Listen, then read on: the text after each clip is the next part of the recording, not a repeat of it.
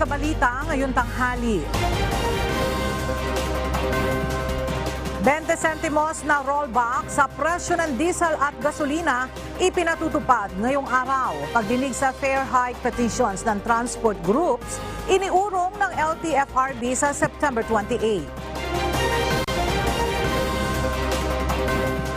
Pangulong Ferdinand Marcos Jr. muling namahagi ng mga nasabat na bigas ng Bureau of Customs sa Maynila.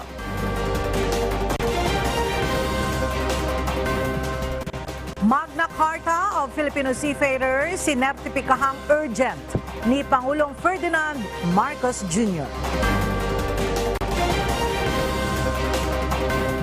China ay giniit na pinasok ng barko ng Pilipinas ang kanilang teritoryo, kaya't naglagay ng harang sa may Baho de Masinloc. Floating barriers tinanggal na ng Philippine Coast Guard.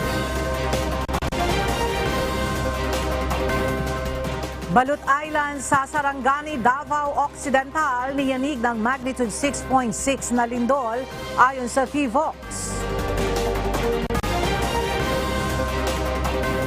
At 6 na tao patay, 12 nawawala sa pagguho ng lupa sa Guatemala. Magandang tanghali mga kasangbahay. Ngayon po ay araw ng Martes, September 26, 2023. At una sa mga balita ngayon tanghali. Ipinatutupad na ngayong araw ang bahagyang rollback sa presyo ng mga produktong petrolyo. Sa abiso ng mga kumpanya ng langis, mayroong 20 sentimos na bawas sa presyo ng kada litro ng diesel at gasolina at 50 sentimos na rollback sa presyo ng kerosene. Ngayong araw, ipinagpaliban ng Land Transportation Franchising and Regulatory Board o LTFRB ang nakatakdasa ng hearing sa fare hike petitions na inihain ng ilang transport groups. Ayon sa LTFRB, iniurong ang pagdinig sa petisyon sa darating na Huwebes, September 28. Ang fare hike petition na inihain ng mga transport group ay sa gitna pa rin ng mataas na presyo ng mga produktong petrolyo. Target ng Department of Social Welfare and Development na maipamahagi na ngayong linggo ang cash assistance ng pamahalaan para sa mga may-ari ng sari-sari stores na apektado rin ng ipinatutupad na price ceiling sa bigas.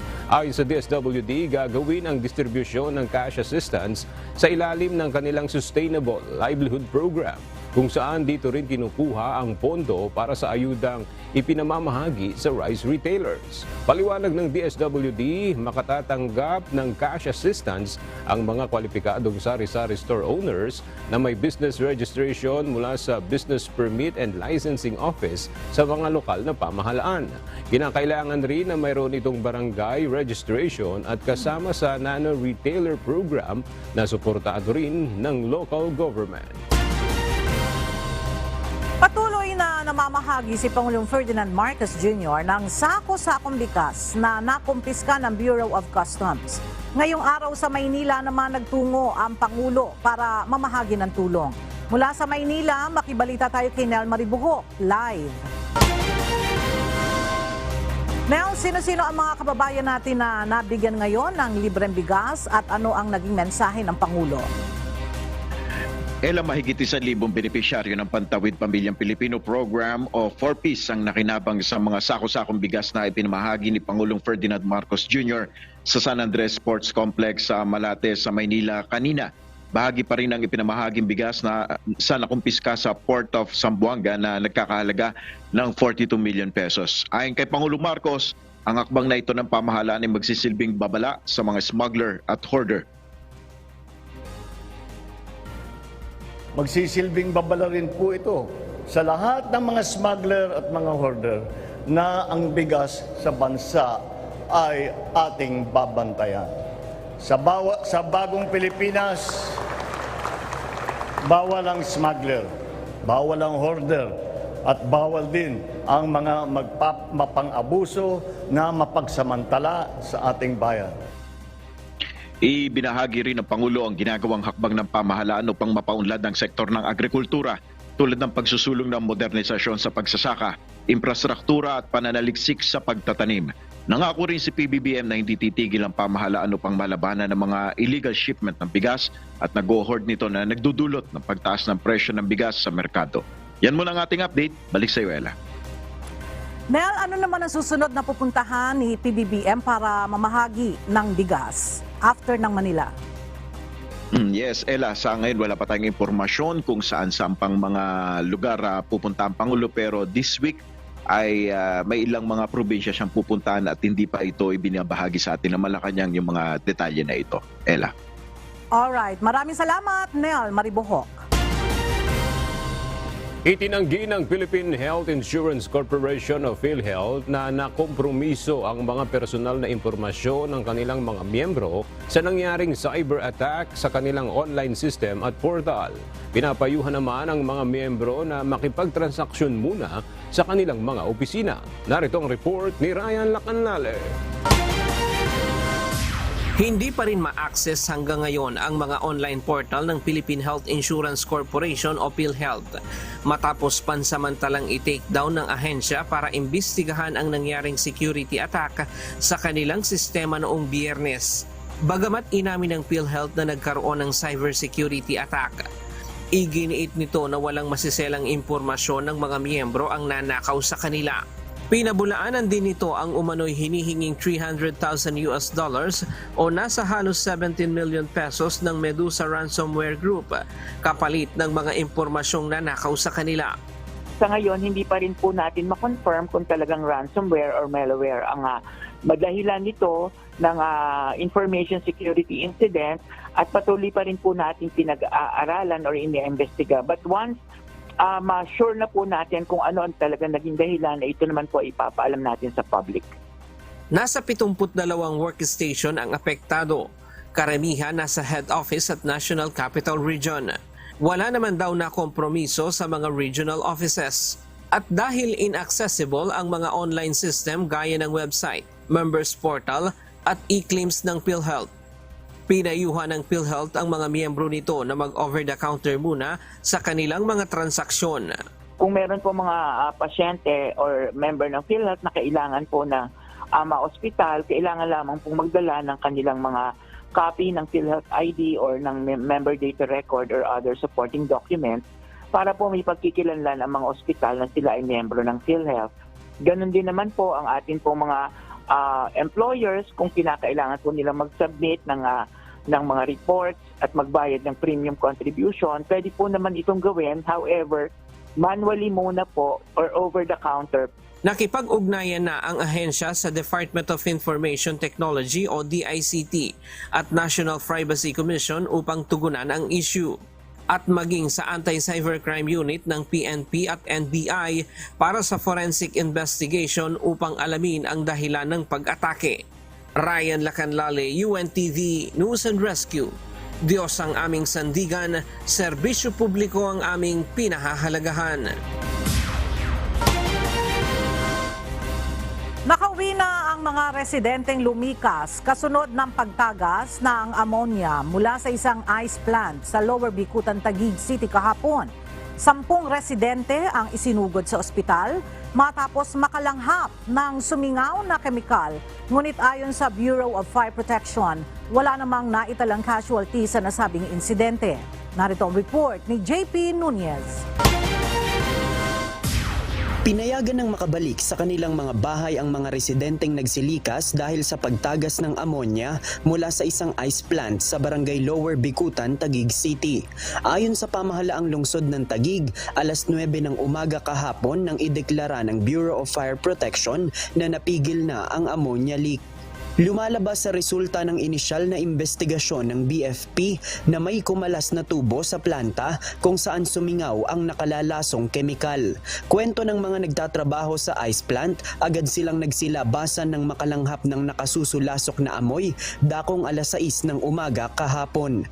Sa tindi ng amoy, may ilan sa kanila ang nakaranas ng paninikip ng dibdib at hirap sa paghinga. Masakit po talaga sa ilong yung hindi niyo po malapitan talaga yung kung saan po mismo yung nanggaling yung amoy. Talagang kumalat na po talaga siya doon sa mga 6 AM po. Bali nagsilikas na lang po kami kasi hindi na po namin kaya yung amoy doon sa loob. Dahil sa insidente, agad na sinuspinde ng Taguig City Government ang klase sa Ricardo P. Cruz Senior Elementary School at inilikas rin ang mga residenteng naninirahan malapit sa ice plant. Mabilis ring nilagyan ng kordon ang paligid ng planta upang wala nang makalapit pa sa lugar. Base sa salaysay ng ilang residente, talagang hindi nila kinaya ang mabahong amoy ng ammonia kaya't hindi sila nag-atubili na magsilikas. Masakit sa dibdib. Hindi kami makahinga dito. Oo, sakit. Ako nga nahilo eh. Takbo ako eh. Hindi ko kaya. Yung amoy niyan. Ang baho. Baho. Once na nagkaroon ng konting hangin, sobrang hapdi sa mata.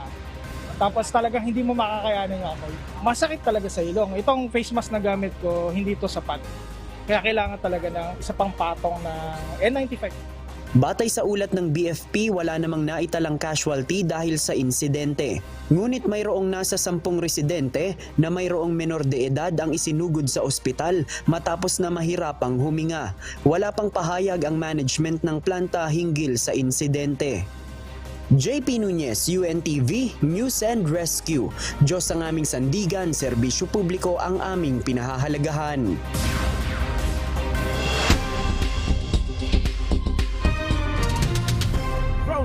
Balita.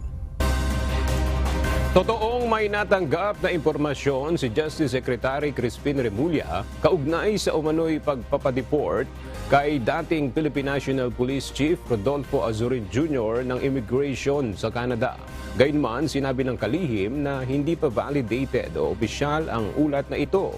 Maging ang Bureau of Immigration ay walang impormasyon dito. Somebody told me the story that this happened in the Canadian border, but it does not be validated. I cannot confirm that because I have no official information on that matter. Nagbanta si House Speaker Martin Romualdez na haharangin niya ang pondo ng Office of the Transportation Security. Ito ay kung hindi magbibitiw sa pwesto si Administrator Maria O. Aplasca. Ayon kay Speaker Romualdez, makailang beses na anyang nasangkot sa anomalya ang mga tauhan ng OTS kung saan ang pinakahuli ay ang nakunan sa CCTV na pagkain ng isang screening officer sa $300 na ninakaw umano nito sa isang Chinese. Sinabi ng mambabatas na kung hindi magre-resign si Aplasca ay ibablock niya mismo ang pagpasa ng budget ng OTS. Nakatakdang talakayin sa Kongreso ang budget ng OTS sa Miyerkules, September 27. Sinertipikahan ni Pangulong Ferdinand Marcos Jr. kahapon bilang urgent ang pagpasa sa panukalang Magna Carta of Filipino Seafarers. Ito ang nakikitang tugon sa paulit-ulit na suliranin sa domestic laws patungkol sa training at accreditation ng Filipino seafarers sa European market. Inaprubahan na ito ng Kamara sa third and final reading noong Marso at kasalukuyang nakabinbin sa Senado. Sinabi naman ni Senate President Juan Miguel Zubiri na inaasahang maipapasa ito ng Senado ngayong linggo. Sa botong 272-4, isang abstention, aprobado na sa third at final reading ng House of Representatives ang isang consolidated bill na re-reforma sa pension system ng Military and Other Uniformed Personnel o MUP. Partikular na ang House Bill number 8969 o ang Military and Uniformed Personnel Pension System Act. August 23 nang isumite ang panukalang batas. Isinusulong ng measure and guaranteed 3% annual salary increase para sa MUP sa unang 10 taon pagkatapos na maging epektibo ang panukalang batas. Ayon kay House Speaker Ferdinand Martin Romualdez, sa pamamagitan ng panukalang batas, magiging makatwiran ang sistema ng pagkakaloob ng buwanang pensyon at iba pang benepisyo sa mga kawani ng uniformed services na patas din para sa national government. Niyanig ng magnitude 6.6 na lindol ang Balut Island sa munisipalidad ng Sarangani sa Davao Occidental dakong alas 9:39 kaninang umaga. Base sa monitoring ng PHIVOLCS, naitala ang sentro ng lindol sa silangang bahagi ng Balut Island na may lalim na 122 kilometers. Ayon sa PHIVOLCS, walang inaasahang aftershocks sa kabila ng malakas na lindol. Gayunman, pinapayuhan pa rin ang ating mga kababayan sa lugar na manatiling nakaalerto sa anumang banta ng posibleng pagyanig. Sa ngayon ay wala namang naiulat na casualty matapos na tumama ang lindol sa may Sarangani. Isang low-pressure area ang binabantayan ngayon ng Pag-asa sa labas ng Philippine Area of Responsibility sa silangan ng Luzon. Ayon sa Pag-asa, sa ngayon ay maliit ang tsansa na maging bagyo ito pero posibleng pumasok sa PAR sa mga susunod na araw. Sa ngayon ay apektado ng habagat ang kanlurang bahagi ng Southern Luzon at Visayas. Makararanas naman ng kalat-kalat na pag-ulan ang Mimaropa at Western Visayas. Habang ang Metro Manila at nalalabing bahagi ng bansa ay makararanas ng papulupulong pag-ulan, pagkidlat at pagkulog. Tinanggal na ng Philippine Coast Guard ang floating barriers na inilagay kamakailan ng China para harangan ang mga Pilipinong mangingisda na makapasok sa loob ng Scarborough Shoal o Bajo de Masinloc. Nanindigan naman ang National Task Force for the West Philippine Sea na labag sa international law ang ginawa ng China at karapatan ng Pilipinas na tanggalin ito. Ang detalye sa report ni Ryan Lacanlale.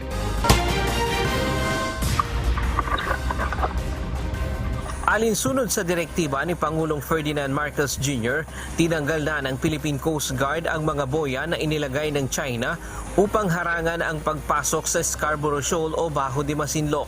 Sa mga video na ipinost ng National Task Force for the West Philippine Sea o NTFWPS, makikita na pinuputol ng mga tauhan ng PCG ang floating barrier na may habang 300 meters. Liwanag po ang international law dyan, ang UNCLOS dyan, at may karapatan ng ating bansa na tanggalin yung inilagay ng Chinese Coast Guard.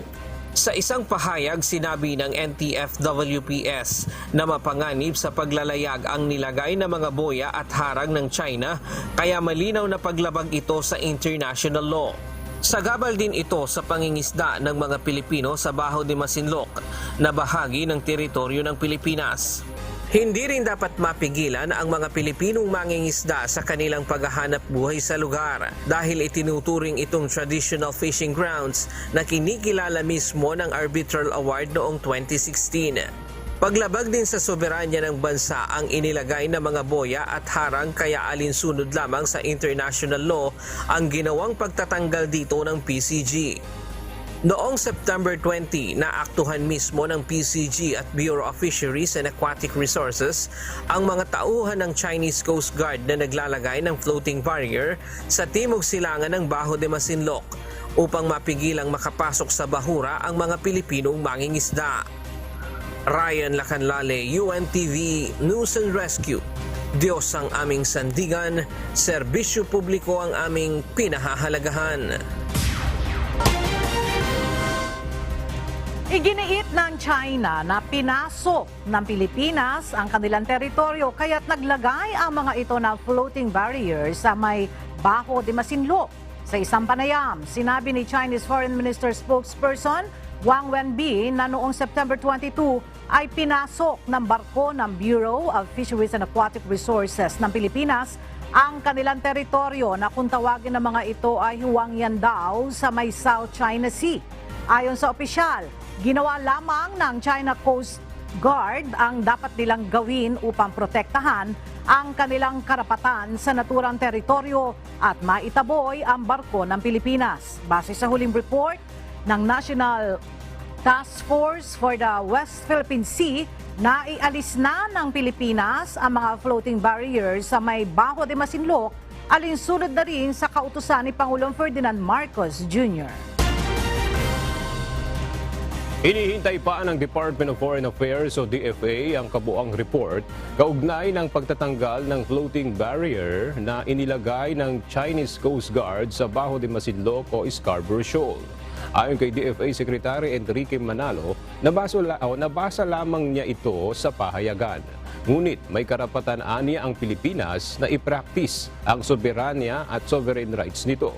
Sang-ayon din anya ito sa posisyon ng Pilipinas sa West Philippine Sea. Kaugnay naman ng panawagan ni Senator Francis Tolentino na maghain ng kaso sa International Tribunal on the Law of the Sea matapos ang pagkasira ng mga bahura sa West Philippine Sea, pag-aaralan pa niya ang procedure nito ayon sa kalihim. Inusisa sa plenary debates ng Kamara para sa 2024 proposed budget ng Office of the President ang travel expenses sa foreign trips ni Pangulong Ferdinand Bongbong Marcos Jr. Git din ng isang mambabata sa Makabayan Block, tila hindi naman nakakahikayat ng foreign investments ang pagbiyahe abroad ng Pangulo. Ang detalye ay hahatid ni Rosalie Coz live. Rosalie, magkano ba ang nagastos ng presidente sa pagbiyahe abroad noong 2022? Ella, nasa 398 million pesos ang halaga ng gastos na ginawang pagbiyahe ni Pangulong Bongbong Marcos Jr. noong 2022. Samantalang nasa 314 million pesos ang nakaalat na pondo para sa pagbiyahe ng Pangulo sa 2022 General Appropriations Act o GAA. Bata ito kay Anti-Crime and Terrorism Community Involvement and Support o Axis Party List Representative Erwin Tulfo, ang budget sponsor ng Office of the President para sa plenary debates ng Kamara sa panukalang pondo sa 2024 ng tanggapan ni PBBM na nagkakahalaga ng 10.7 billion pesos. Dagdag pa ng budget sponsor, layo ng pagbiyahe ng Presidente na makahikayat ng mas maraming mamumuhunan sa bansa. Ngayong 2023 naman, 480 million pesos na ang nagagastos ng Pangulo para sa pagbiyahe nito sa labas ng Pilipinas. Punestyo naman ni Kabataan Party List Representative Raul Manuel ang pagdoble sa gastos para sa biyahe abroad ni PBBM. Tinanong din ito ang budget sponsor kung may balak muling dumalo ang Presidente sa Singapore Grand Prix 2024 Formula 1 race sa susunod na taon. Subalit giit ni Representative Tulfo, imbitasyon ang pagdalo nito sa F1 race at hindi bahagi ng official trip nito. Giit naman ng Makabayan Black lawmaker, mas mataas pa niya ang halaga ng foreign investment sa Pilipinas bago pa ang ginawang mga pagbiyahe ni PBBM. Balik sa iyo, Ella. Alright, maraming salamat, Rosalie Coz. Isinusulong ni House Committee on Appropriations Senior Vice Chairperson Marikina City 2nd District Representative Stella Kimbo ang pagbuo ng isang Special Oversight Committee upang matiyak ang transparency sa paggamit ng Confidential and Intelligence Funds o CIFs. Samantala, ginastos sa loob ng 11 araw ang 125 million pesos na halaga ng confidential funds ng Office of the Vice President o OVP noong 2022 batay sa ulat ng Commission on Audit o COA. Para sa detalye ng balita, nagbabalik si Rosalie Coz. Isinusulong ni House Committee on Appropriations Senior Vice Chairperson Marikina City 2nd District Representative Stella Kimbo ang pagbuo ng isang House Special Oversight Committee upang matiyak ang transparency sa paggamit ng Confidential and Intelligence Funds o CIFs. Ginawa nito ang pahayag sa plenary debates ng Kamara para sa 2024 proposed budget ng Commission on Audit o COA. Magkakaroon ng access ang Special Oversight Committee sa ulat na isinusumite sa ilalim ng COA-DBM Joint Memorandum Circular 2015-01. Bubuuin ito ng 3 miyembro ng Majority Block at 1 miyembro ng Minority Block. Layo nitong matiyak na wasto ang paggamit ng CIFs. Naniniwala ako na ang kaban ng bayan ay dapat ginagastos para sa kaunlaran ng bayan.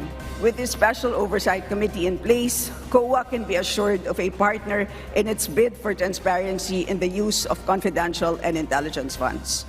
Samantala, inihayag din ni Representative Kimbo sa plenary debates ng Kamara na ginastos sa loob lamang ng 11 araw ang 125 million pesos na halaga ng confidential funds ng tanggapan ni Vice President Sara Duterte noong December 2022. Taliwas ito sa unang iniulat na sa loob ng 19 na araw ginamit ang pondo.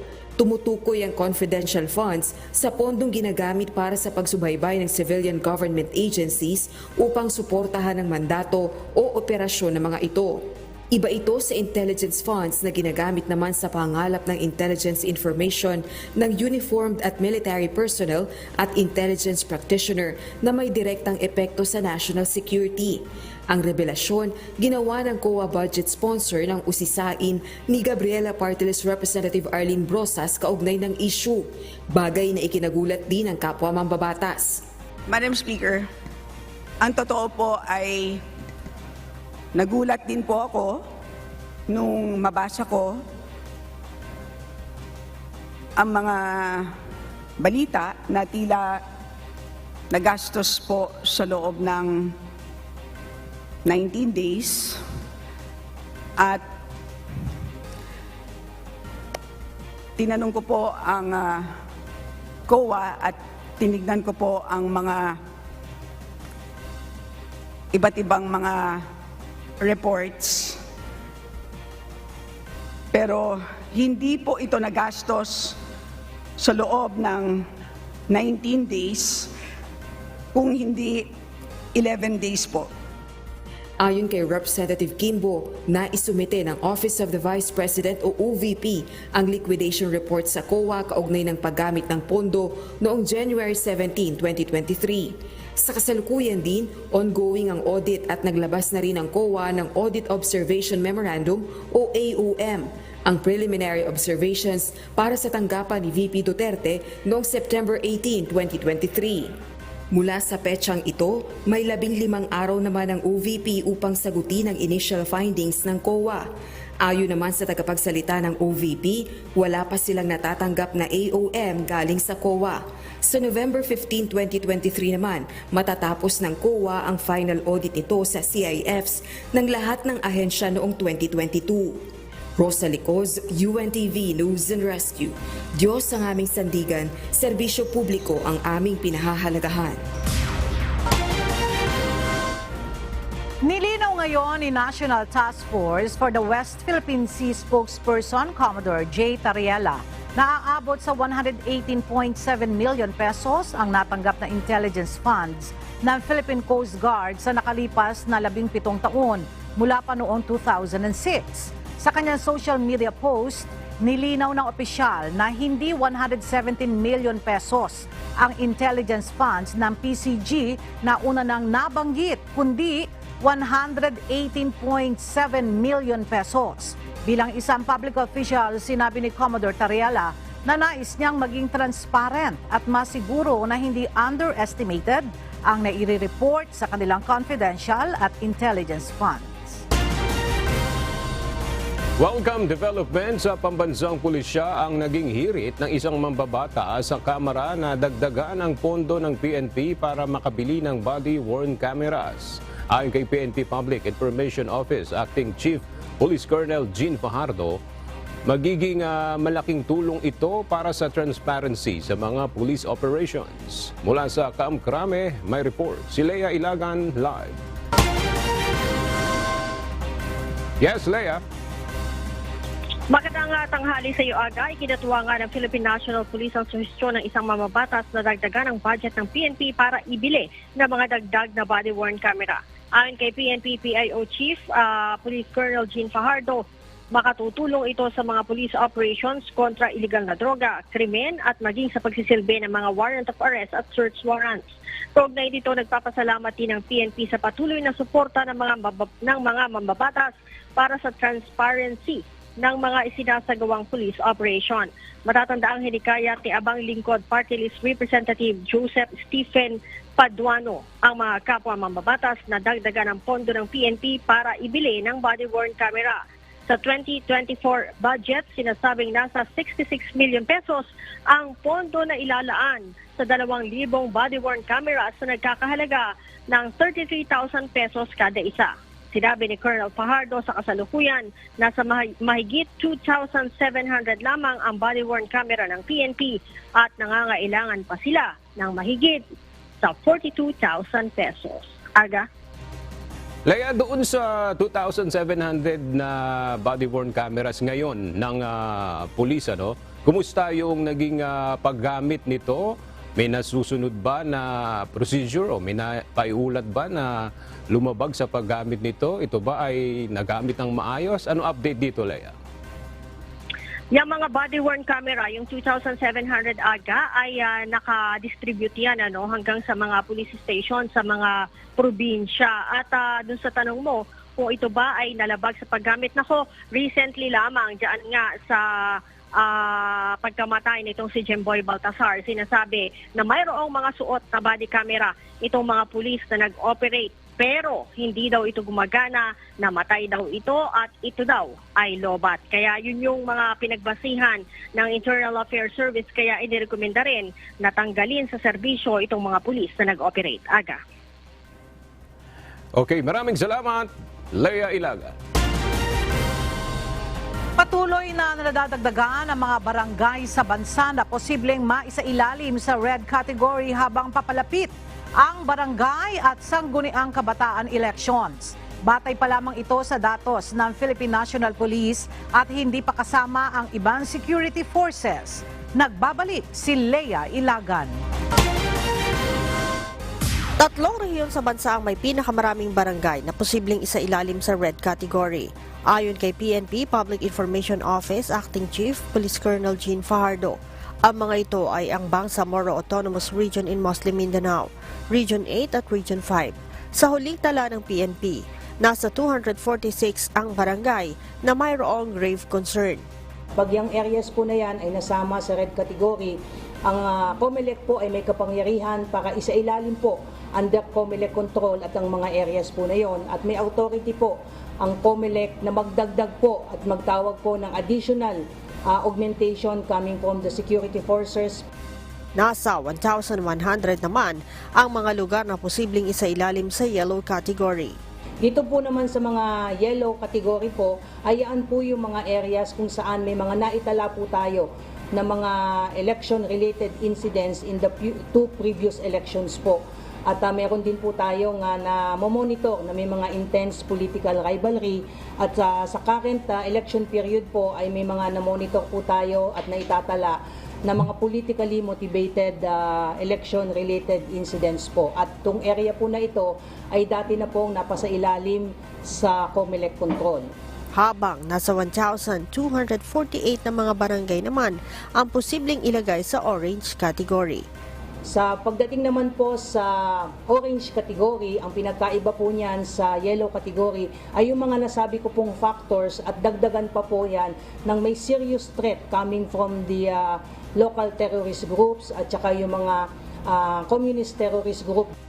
Sinabi pa ni Colonel Fajardo, ang naturang bilang ay datos pa lamang ng PNP at posible pa itong magbago kapag naisama na ang datos mula sa ibang security forces gaya ng AFP at Philippine Coast Guard. Leia Ilagan, UNTV, News and Rescue. Diyos ang aming sandigan, serbisyo publiko ang aming pinahahalagahan. Inaasahang maghahain ng disqualification cases ang Commission on Elections o COMELEC sa Huwebes. Bahagi pa rin ito ng mga hakbaang na ginagawa ng COMELEC kaugnay sa nalalapit na barangay o sangguniang kabataan elections. Mula sa Maynila, makibalita tayo kay Dante Amento live. Dante, ano ba itong disqualification cases na ihahain ng COMELEC sa Huwebes? Aga, ito ay mga kaso na may kinalaman sa paglabag sa pagbabawal ng premature campaigning o itong maagang pangangampanya. Ayon kay Commission on Elections o COMELEC Chairman George Erwin Garcia, sa Huwebes nga ay sasampanan nila ang disqualification cases laban sa mga kandidato na hindi sumunod sa panuntunan ng komisyon. As of September 25 o kahapon ito aga, mahigit sa 2,000 ang pinagpaliwanag o inisyuhan ng show cause order ng COMELEC dahil sa premature campaigning. May sumagot naman umanong 240 na mga kandidato. Nasa 84 naman dito ang nakikita ng komisyon na posibleng masasampahan ng disqualification case. Samantala, batay sa pagsusuri ng Task Force kontra EPAL, 141 naman ang walang sapat na batayan para sila ay masampahan ng kasong disqualification.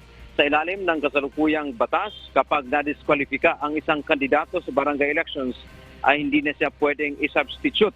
Maaari lamang i-substitute ang isang kandidato sa barangay kung ito ay namatay. Pero ang maaari lamang pumalit sa kanya ay ang kanyang asawang babae o kaya asawang lalaki. Yan ang ating update mula dito sa Maynila. Balik sa iyo, Aga. Maraming salamat, Dante Amento.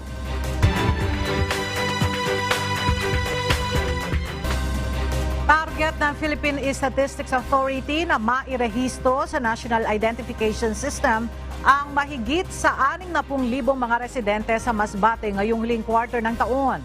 Mula sa Masbate City, ang detalye hatid ni Jerry Galicia live. Jerry, ano ang dahilan bakit marami pa rin mga residente dyan sa Masbate ang hindi pa rehistrado sa National ID? Yes, Ella, ilan sa kinakaharap o problema kinakaharap nakakahadlang ng Philippine Statistics Authority o PSA Masbate ay yung mabagal na ugnayan sa mga barangay officials. Biging ang usapin sa insurgency dahil minsan nakaranas sa mga empleyado ng PSA, partikular sa nakaraang bakbakan sa pagitan ng New People's Army at mga sundalo sa bayan ng Placer itong nakaraang buwan ng Marso ngayong taon.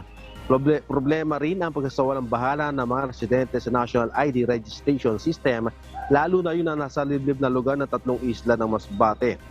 Gusto nito planong gawin ng PSA Masbate ang pakikipag-ugnayan sa pamahalang panlalawigan na lumikha ng isang executive order para mapalakas pa ang National ID Registration dito sa 3 isla na lalawigan. Maging ang Department of Interior and Local Government o DILG ay kinausap na din ng ahensya para maatasan ng mga local government units at maging ang mga barangay officials na mapasunod ang mga residente na magparehistro na sa National ID System. Maging aktibidad ng sinasagawang payout ng Department of Social Welfare o DSWD ay pinupunta na ng PSA para maisabay sa registration ang mga residente. Sa ngayon, may pangalawa kaming malaking tulong para sa amin itong pag-partner ng DSWD sa amin during their payout, encouraging all the beneficiaries ng 4Ps together with their families na kung sino pa man ang hindi pa na-register for the National ID ay ina-encourage nila na ma-register, and of course encouraging them also to use the National ID during their payout most likely. Ella, bukod pa dyan ang ginagawang pagparehistro ng mga batang mag-aaral sa mga eskwelahan na gagawin na ng PSE para mas mapalakas pa ang registration. Ngayon papasok ng 4th quarter ng taon ay target ng ahensya na may rehistro na sa mahigit 65,000 individual na may edad 5 taong gulang pataas sa buong probinsya ng Masbate.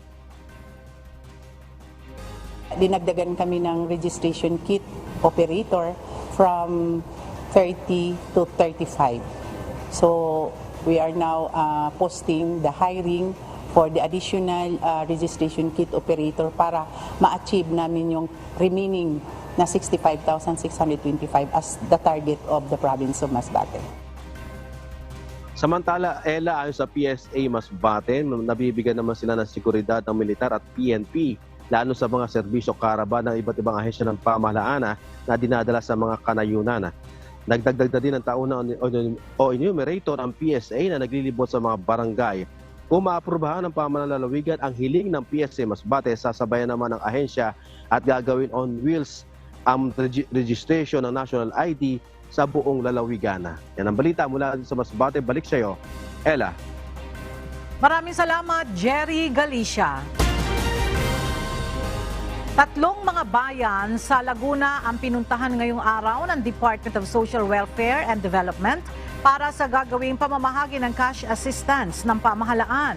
Mula sa Pagsanhan, Laguna, ang detalye hatid ni Benedict Samson live. Benedict, sino-sino ba yung mga benepisyaryo na makatatanggap ng ayuda mula sa DSWD? Magandang tanghali, Ella. Kabilang sa makatatanggap ng assistance ito ay yung mga vulnerable sector, Pangtawid Pamilyang Pilipino Program o 4Ps at mga senior citizen. Ella, unang isinagawa ang pamamahagi ng Assistance for Individual in Crisis Situation o AIC sa bayan ng Pagsanhan, Laguna. 3,000 pesos per individual ang natanggap na cash assistance ng mga ito, bagay na makatutulong sa pambili ng kanilang basic needs. Ela, nasa 1,000 na individual yung nakatanggap dito sa pagsanhan. Bukod naman sa cash, may ipinamahagi ring Nutriban sa mga bata dito. Ela, susunod namang pinuntahan ni Senator Amy Marcos ang bayan ng Pila. At mamaya ay aantabayan na natin yung media interview sa Senadora. At sumunod naman dito, Ela, at tutungo rin ang Senadora sa bayan naman ng Victoria, Laguna. Sa dalawang bayan ay tig 1,000 beneficiary rin ang matatanggap na mga beneficiary ng AIC at nasa 3,000 pesos din yung kanilang matatanggap mula sa DSWD. Yan muna ang ating update mula rito naman sa Pila, Laguna. Balik sa inyo dyan, Ella. Alright, maraming salamat, Benedict Samson. Anim na tao ang patay at 12 pa ang nawawala sa pagguho ng lupa sa Kapitolyo ng Guatemala kasunod ng malakas na buhos ng ulan. Sa pagtaya ng mga otoridad, kabilang ang 8 bata sa mga pinaghahanap na biktima. Rumagasa ang tubig sa Guatemala's capital city mula sa Naranjo River at 6 na bahay ang napinsala sa ilalim ng isang tulay ayon sa Guatemala's National Coordination for Disaster Reduction Agency o CONRED. Batay sa mga eksperto, ang kakulangan ng pabahay sa mga low-income residents ang dahilan ng construction ng informal settlements sa mga lugar na karaniwan ay prone sa natural disasters. Muling dinayo ng Western Australians ang Perth Royal Show ngayong taon. Isang taon ng agricultural show, ang Perth Royal Show kung saan tampok ang iba't ibang uri ng mga hayop. Narito ang report ni Danny Delieva. Tupa, bibi at kambing ang matatagpuan sa Perth Royal Show para sa iba't ibang workshop, competition at interaction. Hindi naman mawawala ang food trucks, rides at ang pinakahihintay ng marami, ang drone show at fireworks display. Nagkakahalaga ang adult tickets ng $28.50 o 1,042 pesos sa adults plus admin fee. $14 ang junior tickets para sa edad 5 to 15 years old, samantalang libre ang batang 4 years old pababa. Mayroon ding family ticket na $60 at concession o discounted ticket. Para sa pensioners, seniors at students sa halagang $16. Hinihikayat ng pamahalaan ang mga magtutungo sa show na gumamit ng public transport upang hindi maipit sa trapiko at huwag ding mahirapang humanap ng parking spot. Nahinto lamang ang taunang pagdaraos ng Perth Royal Show sa panahon ng disruptive global events tulad ng World War I at World War II at sa panahon ng COVID-19 pandemic.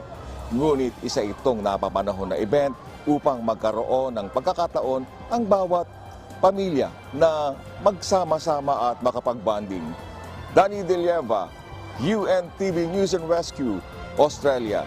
Diyos ang aming sandigan, serbisyo publiko ang aming pinahahalagahan. Nagbabala si US President Joe Biden at mga opisyal na pagkawala ng food benefits ng halos 7 milyong low-income na kababaihan at mga bata sa Amerika dahil sa nakaambang federal government shutdown. Ayon kay President Biden, kung papalya ang Kongresong pondohan ng federal government, magkakaroon ito ng matinding epekto sa black community dahil mababawasan ang nutritional benefits. Maapektuhan din ang inspeksyon ng hazardous waste sites at pagpapatupad ng housing laws. Batay sa Pangulo, nagkaroon na siya at si House Speaker Kevin McCarthy kaugnay ng antas ng paggastos ng pamahalaan sa mga nakalipas na buwan.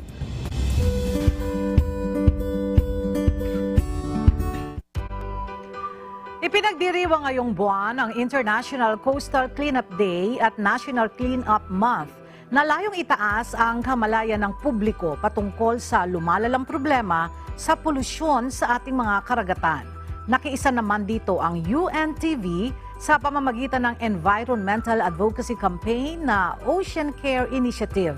Katuwang ang Members Church of God International o MCGI Bible Readers at MCGI Cares kung saan isinagawa ang simultaneous cleanup drive sa bansa. Sa Davao Region, halos 800 kilo ng basura ang nakolekta at karamihan dito ay plastic. Narito ang report ni Lucilio Red.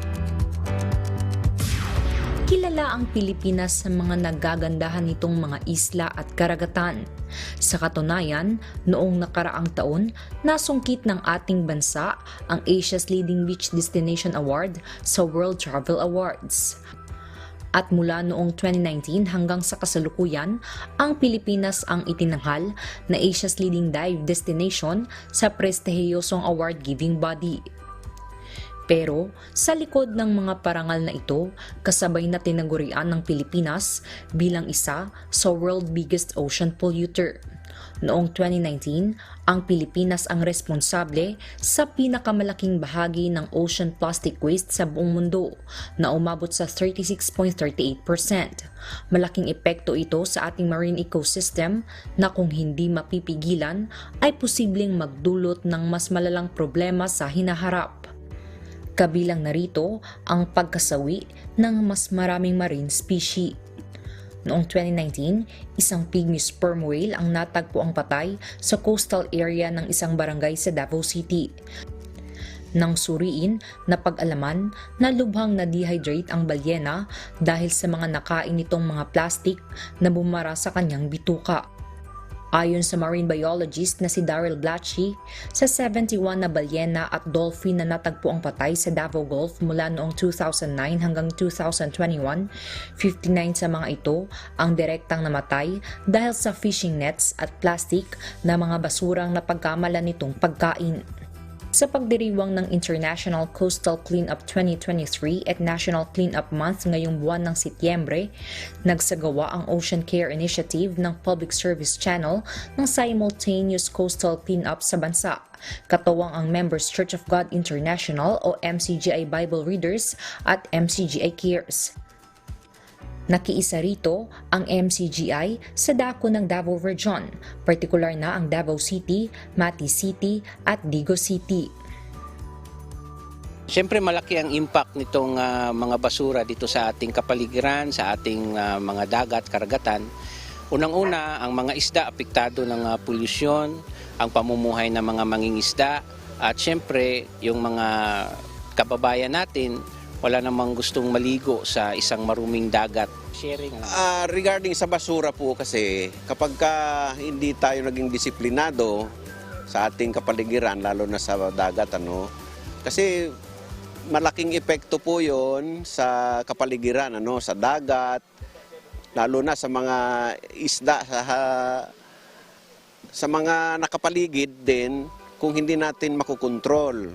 Sa buong Davao Region, umabot sa 89 na sako o 788 kilograms na mga basura ang nakolekta ng Ocean Care Initiative volunteers. Karamihan sa mga ito ay food wrappers at plastic containers.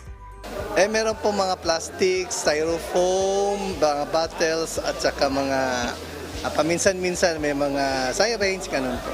Hindi ko po inasahan na may syringe po sa coastal. Yun po kasi hindi basta-basta itinatapon. Ano po yung mga daming mga napkin, diaper.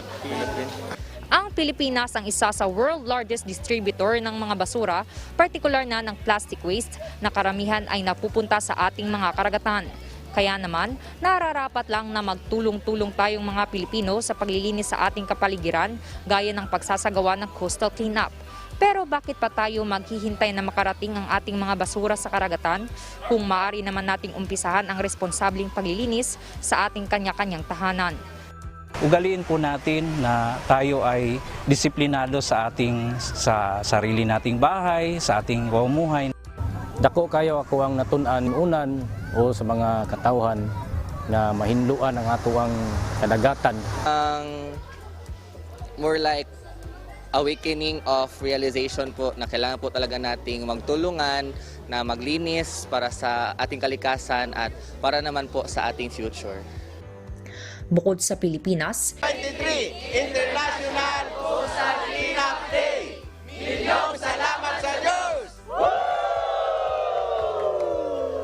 Lucille Ren, UNTV News and Rescue. Diyos ang aming sandigan, serbisyo publiko ang aming pinahahalagahan. At sa ating pong iiwang mga salita ng Diyos na ating sandigan mula sa Aklat ng Santiago, Kapitulo 4, versikulo 17, nagsasabi, "Sa nakakaalam nga ng paggawa ng mabuti at hindi ginagawa, ito'y kasalanan sa kaniya."